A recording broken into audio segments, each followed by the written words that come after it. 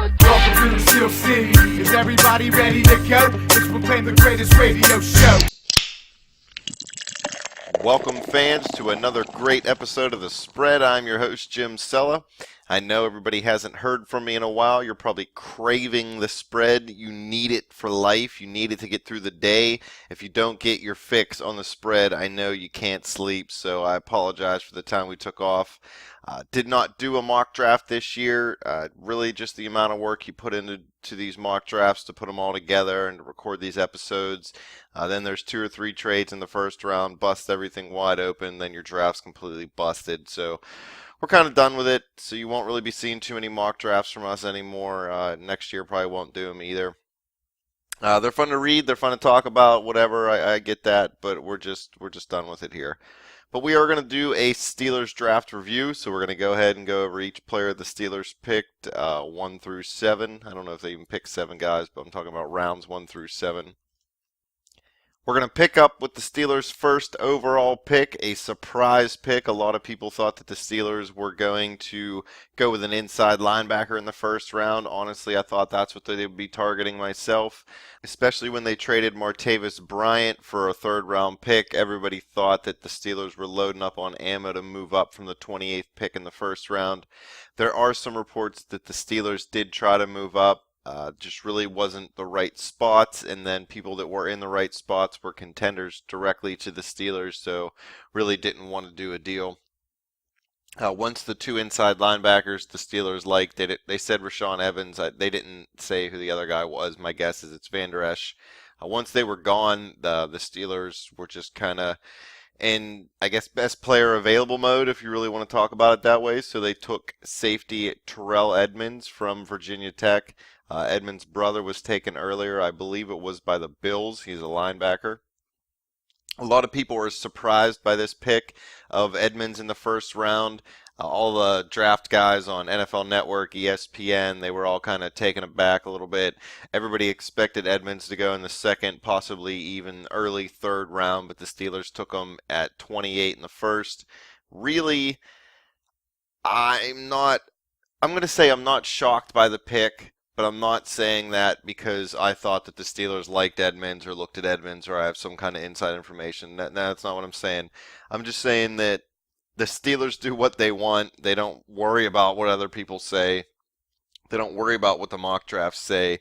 They don't worry about what their need is. They draft the best player available that they think fits their team the best and that can help them win the most day one. I guess with at least their first round pick. So the pick of Edmonds isn't that surprising. He's 6'1", 217 pounds. He played free safety, strong safety, and a little bit of nickel corner. They lined him up as the linebacker in their nickel defense at Virginia Tech, but in college football, we all know that it's a little different. So, yes, you may see him line up as the dime linebacker. You may see Morgan Burnett line up as the dime linebacker and Edmonds be able to play strong safety and Sean Davis move over to free safety. That's definitely possible. There are some people trying to say that Edmonds is going to get moved to middle linebacker. That's not going to happen. They didn't draft him to move him to inside linebacker. It's 6'1", 217. People want to compare him to the same size as Shazier. He's close, but no cigar. He's not going to be able to put on the muscle mass it would take to play linebacker. Not a knock on Edmonds, he's a safety. But what it means is, with Edmonds, Burnett, and Sean Davis, the Steelers' need at middle linebacker, at least for this year, isn't as drastic. And let me break it down quickly for you. We're going to do an actual episode just about Edmonds and the Steelers defense. Maybe not just about Edmonds, but about the defense in general and how they're going to be able to use 3 safeties to replace what Shazier was doing, or at least fill in for what Shazier was doing last year. So basically you have Ryan Shazier, this freak linebacker who runs as fast as a wide receiver but can knock over 300-pound linemen and get to the quarterback or get to the running back or shoot the gap before anybody even gets him. Just a complete athletic freak, okay? Shazier's hurt. We all know he's not playing this year. They went out and signed John Bostic to play middle linebacker. It'll probably be him and Vince Williams starting in the base 3-4. But the caveat here, the Steelers only play the base 3-4 about 30% of the time now. So you're in your sub-package nickel dime defense so much more.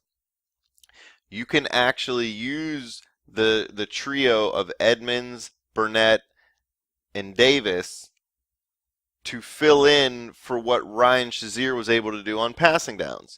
So you have Bostic, who will be in there for first down, second down, obvious run situations, goal line defenses, short yardage situations. Anytime you're in the base 3-4, it's going to be Watt, Bostic, Williams, Bud Dupree on the other side. So Bostic, if he can stay healthy, I know he's had some injury problems, but if he can stay healthy, he will be a very nice addition. He's good against the run. He's not as great against the pass, but he's not going to have to do a whole lot of that. All he's going to be asked to do is go out there, help the defense get lined up a little bit, and stop the run and get to the quarterback in certain situations. I mean, that's really it. So that's not really overwhelming him. What they're going to do in the dime, in the nickel, they're going to run the three safeties. One of the bigger guys are going to be able to come up, play that de facto linebacker position, maybe not every single time, but most of the time. And they're going to be able to cover the tight ends that are coming across the middle, but still have the athleticism to cover the wide receiver if they have to, or the running back. So it's not as big as a problem drafting a safety here in this spot as what people think. Yes, they would have loved to get the middle linebacker they liked, but it didn't happen, so they go with Edmonds. I like the pick. I know there was some other safeties out there that people may have wanted more, but like I said, Edmonds played strong safety, free safety, nickel corner, and linebacker, and he was one of the players who helped call the plays on the field for Virginia Tech defense. That's what the Steelers need. A lot of their problems against Jacksonville was poor execution and lack of communication. So I feel like Edmonds is a smart type of guy. He's a guy who can come up, play against the run, still play against the pass. Real nice addition. Is he going to be a Hall of Famer? Well, that nobody knows. Is he going to be Troy Polamalu? Absolutely not, because nobody ever will be. But will he be a very nice addition to this Steelers defense? I think he will, honestly, and I think he's going to help get the Steelers to the level that they were before Shazier got hurt. Will that be enough to get them another Super Bowl? We'll have to wait and see. So let's move on to their second round pick. A bit of a surprise to me. I knew that they would take a wide receiver somewhere. Obviously, trading Martavis Bryant opened up a bit of a need for them. They have AB, they have Juju, they still have Justin Hunter, and they still have Darius Hayward-Bay. So they were going to need a legit number 3. So they go out and get the guy who won the Blitnikoff Trophy in college for the best wide receiver in 2017, James Washington, the wide receiver out of OK State. He's listed as 5'11", 213. He set some Oklahoma State records receiving yards, second most in Big 12 history. 39 touchdown receptions. I mean, this guy is a beast. People want to call him a legit deep threat. People want to call him a jump ball guy. I just think he's an all-around pretty damn good wide receiver. I watched a little bit of film or YouTube videos, whatever you want to say. I'm not going to sit here and try to pretend like I have behind-the-scenes film. Watch some YouTube videos of his game highlights. He's a guy that goes up and competes for the ball. Is he blazing fast, running the 40 at the combine? No. I don't have his combine numbers in front of me right now, but he's not a guy who's going to wow you there. But he looks faster in pads. He looks like he's one of those guys that, yeah, maybe he's not giving you those 4.3 40s, but when he puts on the football pads, he can still run what he runs. Now, you have some of those guys who are running 4.3 4.4s, putting on pads, and then they can't do anything. Washington is not that guy. He's a strong guy for his size. He's a physical receiver. He competes for the football, like I said before. His jumping ability is ridiculous for a guy his size. I mean, an amazing pick, really, by the Steelers here. Not that I'm going to, try to say everything they do is amazing, but just a really good pick, I felt. A little earlier than I thought they were going to take a wide receiver, but this is the guy that they had rated highest on their board at this time. I think he can be a difference maker on day one. No, that doesn't mean I think he's going to come in and start. It's going to be AB and Juju, but I think Washington can definitely come in and make an impact, at least as that number 3 wide receiver. I wouldn't be shocked to see 40 catches for close to 800 yards and 6, 7 touchdowns out of this guy this year, to be completely honest. He's going to get some big plays downfield. People are going to be trying to double AB. People are going to have to respect Juju because they saw what he could do last year.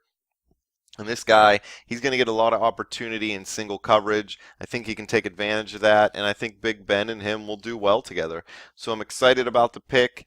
Surprising again, yes, but still excited because I think he can really come in and help this offense do better right now. And he's definitely an upgrade to me over Martavis Bryant.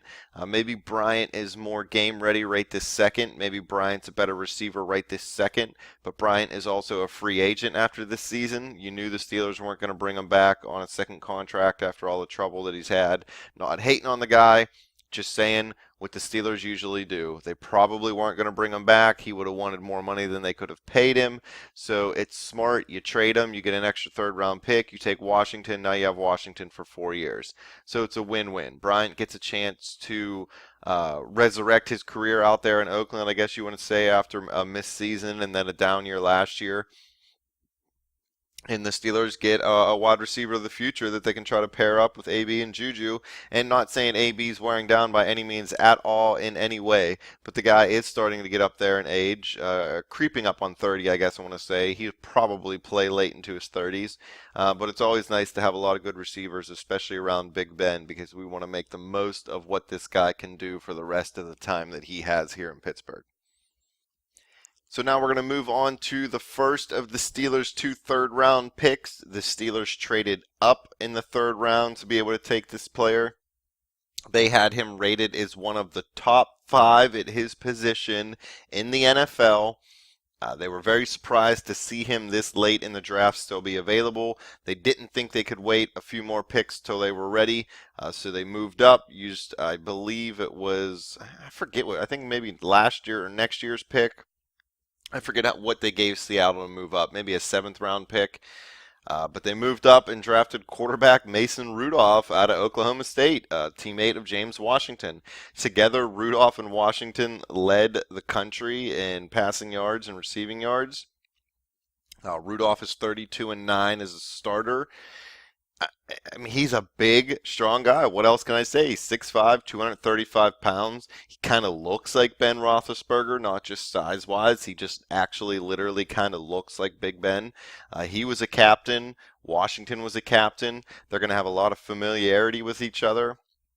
No, Rudolph won't play right away unless Ben gets hurt, so let's hope that doesn't happen. But I think having Washington there with him, those two will have a little bit of familiarity with each other. They're going to be able to play on that, just kind of keep each other up, challenge each other, and help each other get through, mini camps, training camps, OTAs, things of that nature. I really like this pick. I don't know if I rated Rudolph as high as what the Steelers rate him, but what the hell do I know? I'm not a professional scout. They're a 6-time Super Bowl champion, so I'm going to give it to them. I definitely had him rated higher than Lamar Jackson, at least in my mind. It's not like I put these rankings out anywhere, but I thought he would definitely be a better quarterback than Lamar Jackson. I honestly thought he could probably be a better quarterback than Josh Allen as well. But that's just because Allen's not quite as accurate, but he does have that big, strong arm. And Rudolph has a strong arm, but not like Allen. Allen has one of those rocket arms and puts the ball at like 150 miles an hour in your chest. But anyway, I like the pick. You get him in a 3rd round. A lot of people wanted Pittsburgh to take him in the 1st round, so obviously fans, what the hell do we know? We don't know anything. Rudolph's still available there in the 3rd. 76th overall. So, I mean, it's a win. You got a guy you think you can groom to replace Big Ben. Ben said the other day that he'll help Rudolph win. Ben said the other day he'll help Rudolph learn. Rudolph said that Ben doesn't owe him anything. So I think they kind of already have the right relationship where Rudolph's not trying to come in being cocky, hey, I'm going to take this over from you. He respects Ben, respects the quarterback room, and Big Ben respects the fact that, yeah, he is going to play for hopefully 3 to 5 more years. But at the same time, if he can help the Steelers organization be successful when he's no longer here, that means something, I think, to Ben as well, because he's not a selfish guy, at least in my mind. So I think Ben will help Rudolph. I think Rudolph I mean, maybe he'll help Ben. I don't know how much you can really teach Ben at this point in his career, but I think having a young guy there will just fire Ben up a little bit. It's going to get him to want to work a little bit harder, maybe not be as lax. The only thing I'm a little worried about is with Ben as the number one, obviously. Landry's going to be your number two. Dobbs could be out. Who knows? Maybe they put him on the practice squad. But where's Rudolph going to get his practice reps? The third string quarterback really doesn't get too many reps, but Ben has been taking some Wednesdays off. At least last year he was. So if he continues that trend this year, maybe you let Landry run with the first team and let Rudolph run with the second team on Wednesdays. So that'll help out his development. But really, you're going to expect to see Rudolph as the number 3 inactive quarterback every day on game day behind Landry and Big Ben. But I'm very excited about the pick, very excited to see him in a Steeler uniform, and hopefully the future is bright for this young kid. Moving on to their next third-round pick, I'm not going to lie here, this guy's name kind of escapes me, and don't criticize me because even Kevin Colbert can't pronounce this guy's name. Chukwuma Orkorofor, they just call him Chooks. So for our purposes, we're going to roll with it. Chooks. 6'6", 320-pound lineman out of Western Michigan. They believe this guy can play either tackle position. They believe he can be a starting tackle in the NFL. Maybe not this year, but hopefully, at some point. Marcus Gilbert had the problem with the PED suspension last year and some injuries. He's getting up there in age. You signed big Al Villanueva to an extension last year, so he'll probably be around for a few more years on the left side. So look for Chooks to help push them. Look for him to be your future right tackle, possible left tackle if for some reason they don't re-up Big Al after this contract. But most importantly, look for this guy to fill Chris Hubbard's spot. The Steelers lost Hubbard to the Browns in free agency. Hubbard was a big reason the Steelers' run offense was as good as it was. He was a big reason Le'Veon Bell was able to be as patient as he likes to be. So I think Chooks come in, fits that swing tackle position. He'll come in as the tight end on some heavy packages, and I think he's actually going to contribute more obviously than Rudolph, but he might even contribute more than James Washington early in the season because he'll be able to get out there under the tutelage of Mike Munchak and really just kind of be physical in the run game. And that should be the easiest part for this young kid as he transitions into the NFL. He'll learn the game a little bit more, the ins and outs of playing tackle, but I think if you bring him in as that number 2, number 3 tight end in those heavy packages, all he literally has to do is win the physical battle with the guy across from you. Maybe you pull him a little bit, but at 6'6", 320, he's not going to be leading too many holes, at least not too far. So you're not going to see him swinging out like David DeCastro does or Ramon Foster does sometimes or Marquise Pouncey loves to do. But a great addition. Another guy that I think the Steelers will be able to coach up. He could be a solid player, could be a possible starter at that position here in the future. And like I said, Marcus Gilbert, you never know. This could be his last year. Maybe Chooks gets the push for playing time next year and Gilbert sticks around at least through the season. Who knows? Either way, I like the first 4 picks so far by the Steelers. Through the first 3 rounds, they have 4 picks, 1, 2, and 2 in the third. I'm going to give them a B grade. I'm not some draft guru, but that's just kind of how I read it. I like the picks. I like the way they fit. 3 of the 4 guys are for immediate needs. Maybe needs is the wrong word, but can contribute immediately. And Mason Rudolph, obviously the other guy, can contribute in the future and really help keep this franchise going when Big Ben does just decide to call it quits. Now we're going to move to the back end of the Steelers draft, and in the 5th round they took safety Marcus Allen out of Penn State. If you listen to the spread regularly, I talked a little bit about this guy before the draft, just kind of talking about guys I'd like to see the Steelers take. And I actually said I'd like to see the Steelers take a late round flyer on Marcus Allen. He's a big physical guy, 6'2", 215 pounds. He's the 6th player in Penn State history to reach the 300 tackle mark in a career, finishing 5th in school history with 321, and he produced double-digit tackles in 9 games. Now think about some of the great defensive players that have come from Penn State. So for this guy to finish fifth in school history with 321 tackles, that's a pretty big deed if you ask me.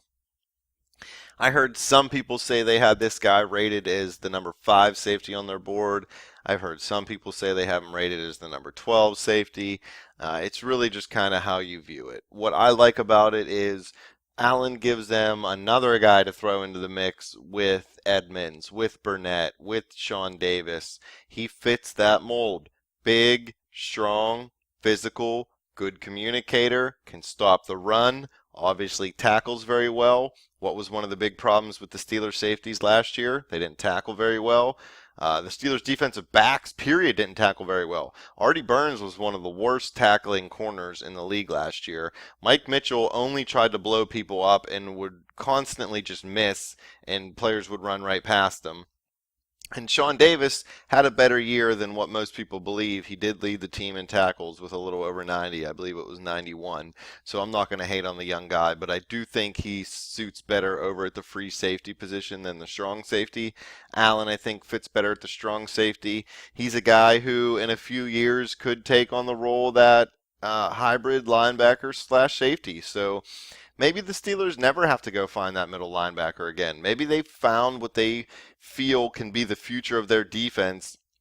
You have 4 good linebackers to play on your first 2 downs, but then you have these big, strong safeties that can play the linebacker position, at least in these sub packages, and still give them enough against the run, but at the same time allowing them to cover the tight ends like the Rob Gronkowskis of the world that routinely kill the Steelers defense.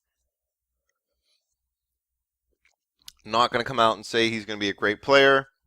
Can't even say that Allen's going to contribute in year 1. Usually a 5th round pick. He'll play some special teams. I think he's good enough that he's not going to land on the practice squad, but that's actually a possibility, as with a lot of 5th round picks. I think he'll come in. I think he'll show his skills right away. Playing time on defense, minimal. Playing time on special teams, I think he'll get a lot. His good tackling is definitely going to help out. And they're changing some kickoff rules from what I read earlier today. They're trying to remove that 2-man wedge. So it's going to be really important for people to be able to tackle well. The defenders are going to get a little bit of an advantage over the returner because there's not going to be any blocking anymore. So you got a good special teams guy who can come down, get some stops, and just kind of change the field position of the game, and that will help the Steelers. But as far as his future, pretty excited about Allen. I think he can be a good player. I think he can definitely be a starter someday. Will he be a starter here? I don't know. He might end up being one of those guys who just becomes a contributor for a few years and then eventually does go. But I think Allen will be a good player, and I like the pick here in the 5th round for the Steelers. Pittsburgh had 2 5th-round picks this year. Their other pick is running back / tight end / wide receiver Jalen Samuels. This guy played a little bit of everywhere for North Carolina State last year. He's listed at 6 foot, 225 pounds. This guy set an NC State record with 202 receptions in his career, and he ranks 2nd in school history in total touchdowns with 47. He had 19 touchdown catches and 28 touchdown runs. Listen, this guy's just going to be one of those jack-of-all-trades guys. He's the type of guy you take late in a draft. At 6 foot, 225, will he stay a running back for the Steelers? I don't know. Maybe they ask him to beef up a little bit and play some tight end, see how he can block. Maybe they don't, and they just use him as a swing back. Maybe the Steelers don't believe that Le'Veon Bell will be here long term. Not that Samuels is going to replace him.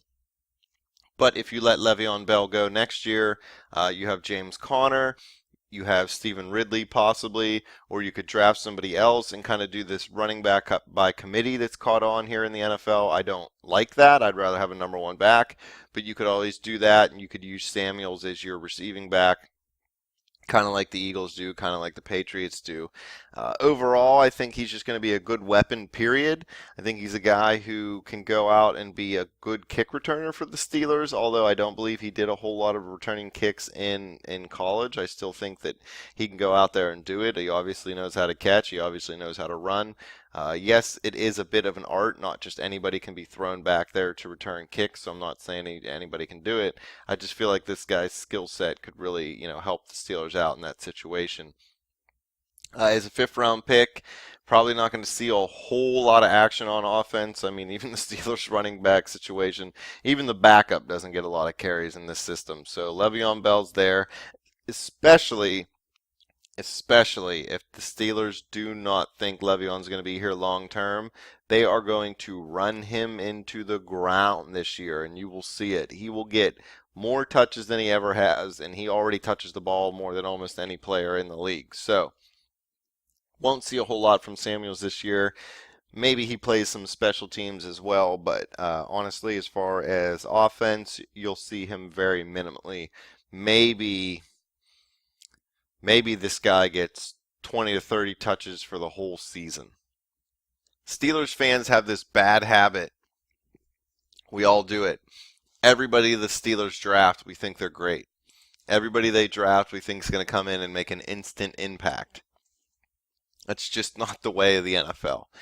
As a fifth-round pick, Samuels is a good pick. He'll be a good football player, but he probably, realistically, will not contribute that much this year. Last but not least, Joshua Frazier, the defensive tackle from Alabama. The Steelers used the 246th overall pick on him in the 7th round. Big old fat guy. I mean, I don't know how else to say it. Not trying to hate on him. He's a big old fat guy. He looks like a big old fat guy. He plays like a big old fat guy. And I think the Steelers are happy about that, and they want him to just be a big old fat guy. He played in 40 career games at Alabama, 28 tackles, 4.5 for a loss, 2 sacks, 1 forced fumble, 3 passes defended. I mean, those aren't eye-popping stats, but you know what he does do? He clogs the lane. He commands 2 offensive linemen to block him. Big, strong, and physical. He's that nose tackle type that the Steelers are looking for.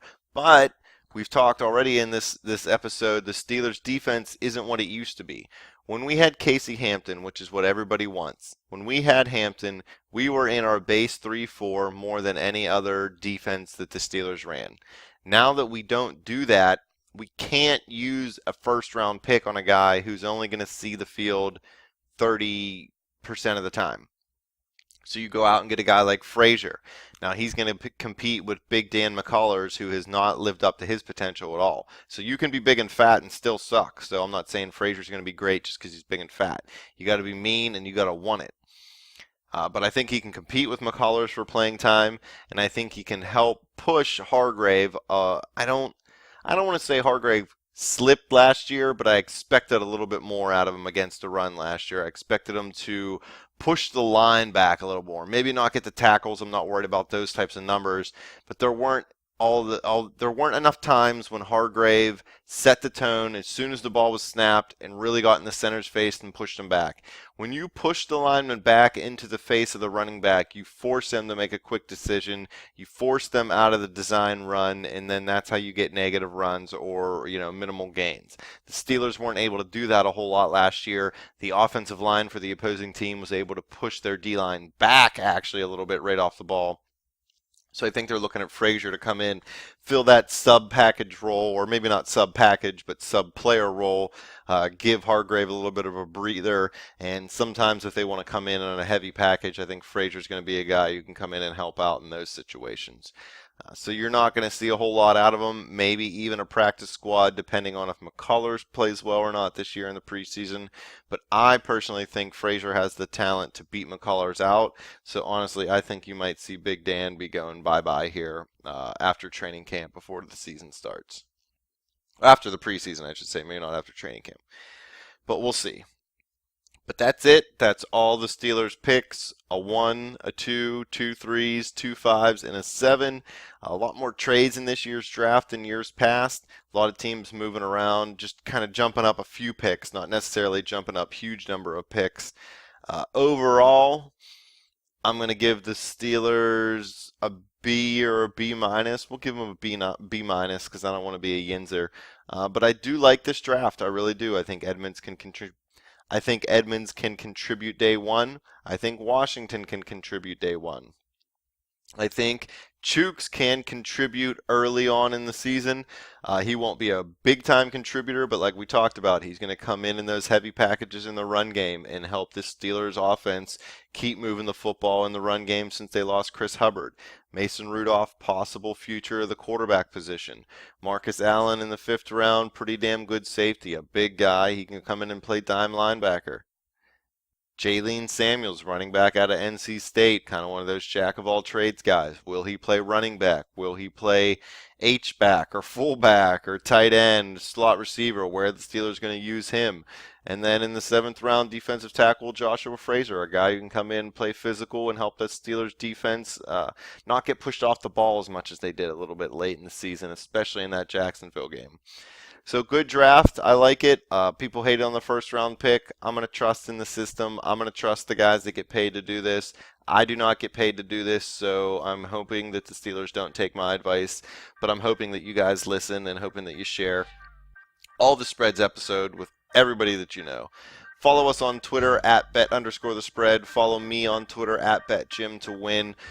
Follow us on Facebook at facebook.com/betthespread. As always, come to YouTube, click subscribe, share it with your friends, share it with your grandma, share it with your teacher, share it with the guy on the bus sitting next to you, man. Share it with anybody you want. I don't care. Just share it. Get on it.